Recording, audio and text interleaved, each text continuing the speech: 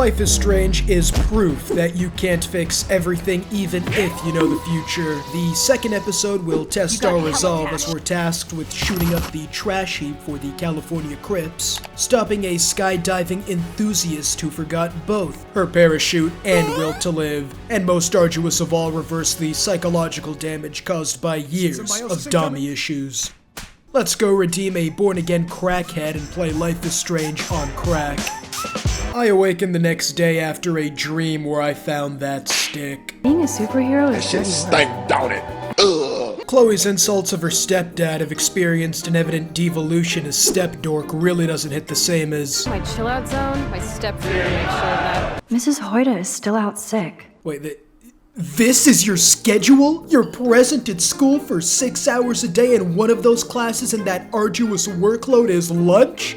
Lunch? Mom texts me to stop falsely. It's been less than 24 hours since I caught Nathan in the bathroom method acting as King Von and they've already concluded the investigation? Everybody avert your eyes. No mere mortal can handle the flooding going on in her wardrobe. Like this fine piece of jewelry right there would fetch quite the hefty sum at the local Chuck E. Cheese. I exit my room to socialize with my scholarly brethren only to see Victoria's henchman already taking her daily inches from her boss. I walk behind the minion eager to test her Hitler salutes form's rigidity when I use my ventriloquism to imitate Victoria, but am cut off as someone launches a paper towel at terminal velocity. Nonetheless, I quickly rewind in case Lizzo post-Michael Jackson treatment suffered traumatic brain hemorrhaging from such a malicious assault. After hearing my Lizzo joke, the repugnant nightmare challenges me to a geek-off that I handily win before informing her that Warren is looking for a partner he can lift, not a one-rep max. Julia, sensing an opportunity to advance her burgeoning advertising career, informs me that if I love Pornhub, I'll love Pornhub Live, and shows me our devoutly Catholic classmate constructing a water slide for her firstborn. I inform Brooke to start going by Abe, cause she ain't linking with Warren, before going to Dana and inquiring as to whether I can blow raspberries into her equipped bra, but I'm too late, as the guy she's copulating with finally asked her to homecoming and is no longer all in on him having multiple side hoes as recently as yesterday. She admits to taking all the pills. Heck, she's probably getting her nightly womb whacking from Trevor at this point. I enter the restroom to some not very polite graffiti and begin engaging in crisis management with Kate on how DNA evidence has come a long way. I'm sure we'll find the father one day. She requests I return her book, not because it's a beginner guide to STD symptoms. As I'm making sure to wash under my titties, the Mean Girls reboot for modern audiences along with One Needle and professional athlete Money Glitch walk in, not believing that the generational dick-eating caught on camera has anything to do with schoolwork. After admiring Kate's work as the first human gobbler-toppler bobblehead, Kate evades before the paparazzi catch wind of a celebrity in the building. A few minutes later, I can conclude the shower has done little to help the three little piggies get over their previous night's revolutionary masturbation technique popularized by Mr. Krabs. Okay, no way they constructed an entire database for this video. That is impressive commitment to bullying right there. I return only to find my room trashed, slander written across the mirrors, clothes from Value Village strewn across the floor, and worst of all, they took my frog watch hostage, the filthy animals. The game thankfully skips the cleanup sequence as I don't need another anime training arc of Max washing the dishes again. The tag team of domestic terrorists leaves a threat. I'm gonna have to hit up the Compton recruitment grounds for protection. Hiding the evidence after last night's unpleasant events and getting Max dripped out in the classic Barnes & Noble attire, I receive an anonymous text from someone I deem to have malicious intent. As I'm politely knocking on Kate's door, I discover she started her own in-call business. Well, that's one way to increase dwindling church attendance numbers, I guess. Her parents don't seem to approve of her unique proselytizing attempts. Okay, yeah, they're not just gonna disown her. You're gonna wake up like Kevin McAllister wondering where everybody went next holiday season. What an interesting proverb I'm sure is not gonna come up again later. I return Kate's book and she reveals that David Madsen is investigating her for conspiracy to commit teenage activities, a truly devious accusation. Oh god, here it comes, finally the truth revealed. I wonder what sort of kinky shit she partook in. Basically, I went to one Vortex Club party and ended up making out with a bunch of people. That's it? That can't be it.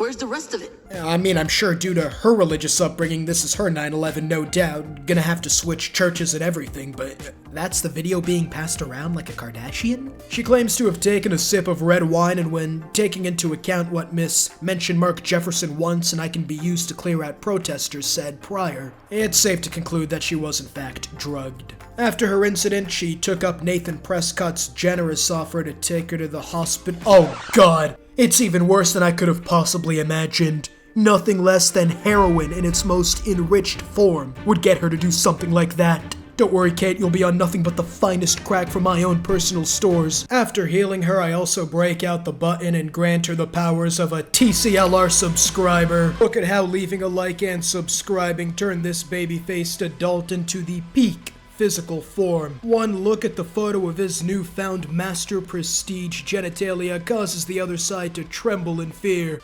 It's not possible. No one's ever been able to call him. As you can see, the opposition made the rookie mistake of staring at his catwhacker for too long, causing him to evaporate from this mortal realm. By leaving a like and subscribing, you too can cause unexplained disappearances, while also, more importantly, not missing out on future content. But back to Kate's current predicament. In fact, we could capitalize on this. Put a banger soundtrack and corner the OnlyFans market. So, Max, can I ask you a question? And please be honest. Absolutely, Kate. Anything. I need to find out if Nathan Prescott helped me or hurt me after that party. Huh? She wants to inform them of what? You really think they'll hear? I was drugged. Oh my god, that's an ironclad case. Officers, take him away. Okay, time's up. No, see, we need evidence. Inquire as to the next... Thanks, Max. I am giving you a detailed report on your next moves with the prerequisite critical thinking requirement of Dora the fucking Explorer, and your response is, thanks, Max. After that grueling scene of psychological torture, it's nice to see that Max has her eyes on the important things in life. The birds are flocking around Samuel. Truly, no detail eludes you, does it, Max? I begin conversing with our local sex offender. I so don't want to get in the way of your morning ritual.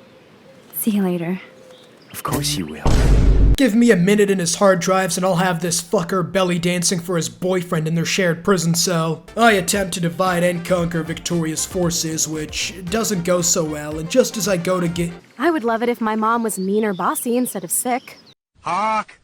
That sounds like the gentle knock of a vulnerable teenage girl! I will personally enter Kate's asshole to seek indulgences for your mother. Amen. That's why I wanted to talk.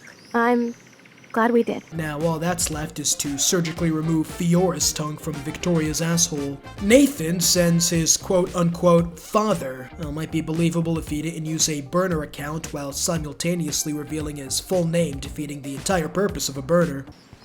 Max, come on over here. I meet Warren for the first time since he got his shit kicked in for us to escape, as he thinks he's Eminem with it. And reality's got the flow of frozen honey. Our hall monitor with a Wikipedia page of war crimes in Iraq sternly warns Nathan any more woman violated, and he'll show him how he and his boys did it in Baghdad. I take the bus as the walking fecal emoji who wasn't waiting in line at all is prepped for a second lap around the city. Getting off at the diner and... Be a millionaire. Hope nobody steals. Yeah, say it louder, I don't think the people in Boston heard you. The fishing industry seems to have tanked as the Prescotts taking harboring rights has stolen jobs from hardworking Americans who are now looking to launch a communist uprising to resecure the means of reproduction.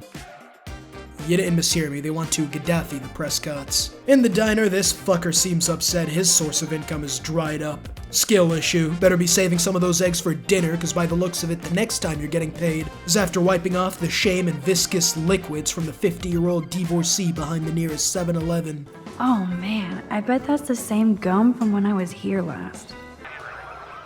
You missed a spot. After the local officer questions me on my gang affiliations, he puts on a tear show about how Chloe was busted with the devil's lettuce in her room. This is serious. On that note, he gives me some totally unrelated advice, counseling me to avoid the parked RV outside of this premise. Don't tell me what to do, sir. If I want to be sold to some degenerate sex ring in Central Europe, that is the right our countrymen died for. I locate a Frenchman who informs me that his masochistic tendencies have forced him to continue returning to this dump One last passing comment about how he'd like to see me in a skimpy maid outfit ends by my informing him of my legal age being over 18, causing him to lose all interest. Trevor was caught blowing Justin's crush's brains out, no condom and everything if those contraceptives are to be believed. The mental toll may have been larger than first anticipated, as he is failing to engage in his educational pursuits after breakfast. Joyce comes through, and after quickly saving my unintended cuss of calling her career choice a failed one, she tells me that Chloe was caught smoking hashish again. How could she?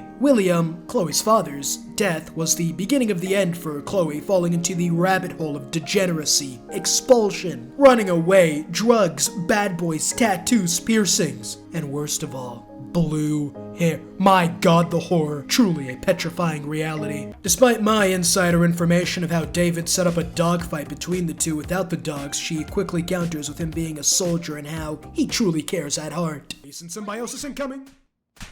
I'm given a whole 2 options to break my fast. Not exactly the most expansive menu, but I'm sure the quality trumps what they lack in quantity, ordering the Belgian waffle, despite it sounding like an advanced Kama Sutra position. Here, you'll love this. Shut up a second, why is there a cum shot on top of my food? Chloe, can you believe the illegal Mexican in the back pleasured himself on my waffles? You put your whole damn college fund on your tab. I mean, what else are you gonna use the money for? College? Joyce is hearing none of Chloe's excuses and brings the hammer down. You only get 1 damn slice of bacon a day. You really affirmed your authority with that one. After proceeding to rape mine and various other innocent people's eardrums, she insists on needing proof to believe my rewind superpowers. Okay, really going all out with the step-Fuhrer LARP here. Well, at least Joyce can be assured it's not just weed entering her daughter's respiratory system. The divorcee got his happy ending before payment was received, a rookie mistake. And what little funds she did secure are going towards paying her parking ticket. Amazeballs. I literally just got chills all over my neck. Obviously, the middle school dropout's first thought after finding out I can rewind time is to go play with it. Not shoot up Skid Row heroin addicts, aid in jumping furries, rewinding back in time and showing lollies to the Japanese high command so they would avoid bombing Pearl Harbor. No, she just wants to play games. We leave my half-eaten Belgian. You deviant, you licked the sauce. I receive a call from Kate as Chloe plays the "What about me" card against the suicidal girl, despite the fact we can just leave the diner and give her a It's not mutually exclusive here. After comforting her for what can be best measured in seconds, Chloe is furious and definitely won't forget my slight against her honor, leaving while a strange man in a trench coat looking like the main character of Columbine 2 Carbine stares us down. We arrive at a junkyard and Chloe whips out what appears to be a German Luger as the dichotomy of her personality and hair color contradicts the fact she has a gun. The next part of this elaborate training scheme is to find 5 beer bottles while Chloe, handling the gun, drinks her body's weight in intoxicants. On the way, I break Warren's heart before finding a letter of quite the opposite, as Rachel is deeply infatuated with a man who Chloe seemingly has distaste for. Now, Rachel has either secured herself an athlete, movie star, or has a bright future of RVs and rearing 5 rednecks in her future. Also, this looks to be their little hideout where they would hang out together. Hopefully we can find Rachel soon so we can continue making memories. Where there's a boat, there's a pirate, which means booze bottles. Flawless logic, Maxwell. Truly unassailable. The human race is lucky to have your keen intellect. I gift the buzzed teenager with a gun all 5 bottles and using my tactical rewind abilities. That's not good. I'm not bloodlusted. There we go. Failing to waste a single bullet thereafter before deciding it best to down an entire scrapped car hull as I proceed to pass out. After waking up, a strange man tweaking on crystal meth arrives, no doubt post him being handed $50 for that hideous neck tattoo, my goodness. After learning that Chloe thought it was a terrific idea to withdraw a loan from the man whose spirit animal is a shark. Oh god, I'm passing out again. He seems to have taken something that belonged to Rach. Hey, wait a minute. Well, I guess it was option 3. Upon seeing Chloe upset, he attempts to make her smile, but it's a good thing I was inducted into the Crips earlier today. Eat lead, bitch! That is hilarious. Oh, man. Guess learning about firearms from a street gang wasn't the educational experience I thought it was. After failing to divorce his head from the rest of his body, he let us go with a warning as well as an extended deadline to pay Chloe's interest. While crossing the bridge, Chloe says Frank is oh god, he's gotten to you too. I'm passing out again. After another hallucination of Hurricane Katrina. Step bro. What's that noise? The train. Oh shit. I'm gonna need you to calm down, Chloe. Worrying about your current predicament is of no help whatsoever. Calm now. Breathing exercises, Chloe. Are you breathing through your nose? That is an essential step. Eventually utilizing the urban skills of breaking and entering to get the key to the switch box and helping Chloe escape. You okay? You saved me again. Crazy. Now we're totally bonded for life. My powers might not last, Chloe. That's okay. We will. Forever. After a lesson on the greatest community episode ever to air, we clear the air and I return to my grueling 4 hours of daily schooling. I attempt to put the pressure on the principal, but in between his throating of press cock, he assures me that nothing to be worried about. I meet David, who initiates conversation with me, and after informing him of my pepper spray and very loud voice, I allow it, claiming he cares for Chloe, and that's why he LARPs as Chris Brown whenever he sees her. I don't really care much for this conversation, escaping after playing audio of a drumming solo, leaving him in a momentary state of psychosis. Right towards Warren playing mad scientist. Have to add either a bit of potassium or sodium. It's up to you to decide, Dr. Max. Well, I can't safely select either one since the chemical compounds of both react differently to different elements. Go potassium. Max, there exists no such compound. I need you to stay focused. This is serious work we're striving to improve upon. If this works, you get a free hug. I'd rather somersault into a wood chipper. I seem to have accidentally made a love potion. Well, maybe he can hug his beaker instead. Right after a hydrogen bomb gets devised and tested, I go to Brooks for help, and she uses some sort of slur against low IQ individuals. But I push past that and discover that everybody in this school is surveying everybody. You can't let one fart loose without somebody picking it up and playing it over dubstep. I decide asking the teacher who saw me aid her student right in front of her for the right answer is the correct choice of action, and due to that masterful display of inconspicuity, I am able to further Warren's future career in the field of psychedelics. Oh, you guys really broke the bounds of science. Shut up before I have Warren break the bounds of my hymen. Leaving the only class with functioning neurons goes about as expected, finding Logan attempting to place one order of Juliet's titties in public. Arriving to Mr. Jefferson and Kate in a heated discussion over cereal or milk first. I'm trying, but you have to understand my position. Why? You don't understand mine. Nobody does. Nobody. Not now, Max. I'm contemplating shit. Contemplating what? Did the ops finally get hold of that elephant rifle I was talking about? Better be quiet, Victoria. We have a master snitch and liar here. Truly, breaking barriers in comedy with that one. Send my regards to the butler who holds your cock while you piss for the joke he copied off Amy Schumer. And paparazzi. I want that photo whore or I get nasty. Not as nasty as you twerking, a sight saved for only our worst enemies. Oh, burn! Max is so fearless when she has backup.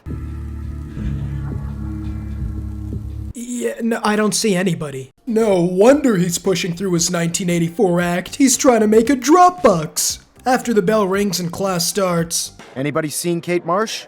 I think everybody has seen Kate Marsh by now. You could have worded that better, sir. I wonder how it would feel to have false images of yourself shot out all over the world for people to judge. Well, to be fair, the content itself is real. The instigating factor of said content is what is currently in doubt. Yo! Some crazy shit is going down in the girls' dorm! Is it a chimpanzee playing the caracas? That would be very peculiar indeed. I arrive to where I believe the chimpanzee is going up. What the fuck? She can't die. She can't.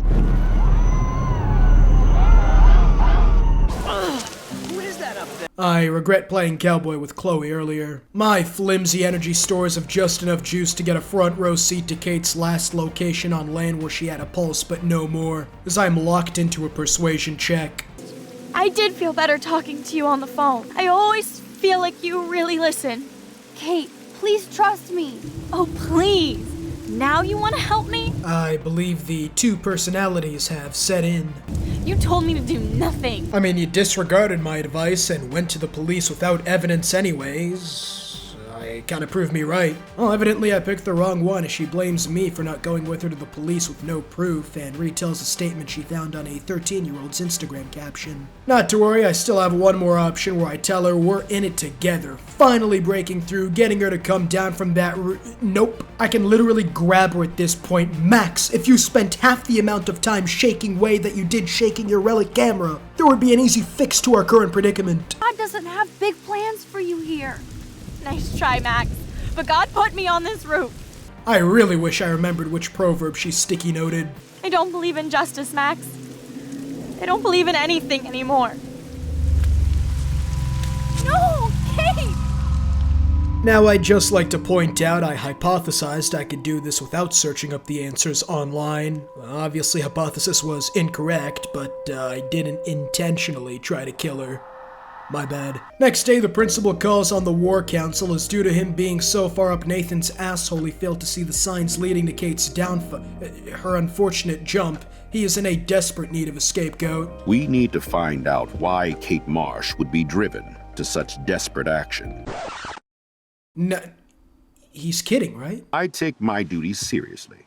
Hasn't blown all his money on hookers, it seems, just enough in the vault to hire a competent PR team. He makes sure to say within the hearing distance of the officer that David fucked up, Mark should have done his job for him, and Nathan was the reason for the infamous tongue video to spread. I get the option of blaming 3 people, although... Don't get cocky. This isn't over. In fact, shit's just starting, Max. It's over now. All I know is that Kate was at a party and Nathan dosed her. Nathan did have a gun. Have you talked to him yet? Yes, he's deeply upset about this accusation. I don't blame him. Careful, Mr. Prescott. I've been told of this alleged gun incident. Nathan, how could you? The audacity to bring a firearm to an establishment such as this. David, tell him about the video. There was a video. A video of what? Kate wheeling and dealing left and right. And what was he doing? Posing prominently in every picture. The gall. I have no choice but to suspend him until further notice. Whatever. See you in court. As if that would be enough to scare me. Max, sign here, boys. Take him away. Did you get all that, officer? I discussed my insecurities to Warren, blaming myself despite the fact I was the only one who did anything. Oh, great. Another natural phenomenon that can't be explained away. Sir Wade, I had to act like that in front of the cops. I'm sure you'll understand I had no choice. No, Pappy! Finally, we purvey over what I believe to be a detailed police investigation and not some depraved sexual deviance notes on his drugged victims, I'm sure. Like and subscribe if you enjoyed the video, it helps out the channel a ton, and check out some of my other content. See you all next time. Peace.